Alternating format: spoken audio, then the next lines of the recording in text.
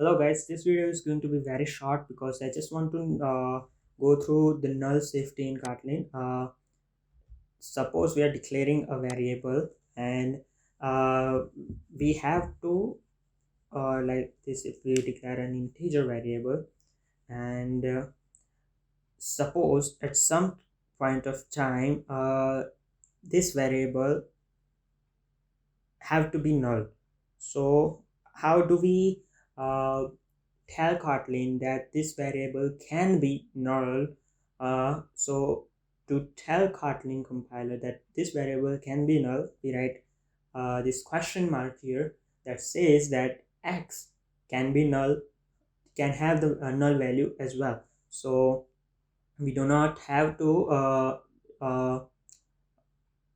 uh, worry about programming that ourselves as well. But now let's say let me make it var and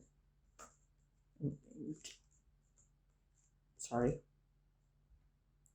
So at this point of time x is not initialized and it has the value of null, right? So if I want to print x and I write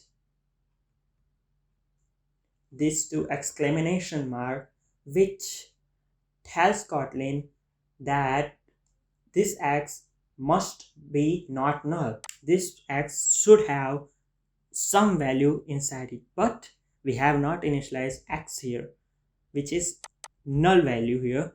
So instead of giving us the null pointer exception at the runtime, in Kotlin, it will give you the warning like this: variable x must be initialized. So we have to initialize the variable with some value, right? So now the warning is gone.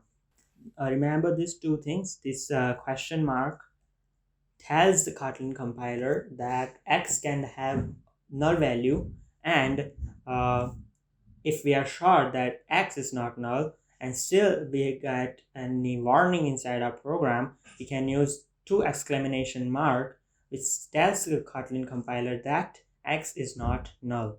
So that's it for this video. I'll see you guys in the next video.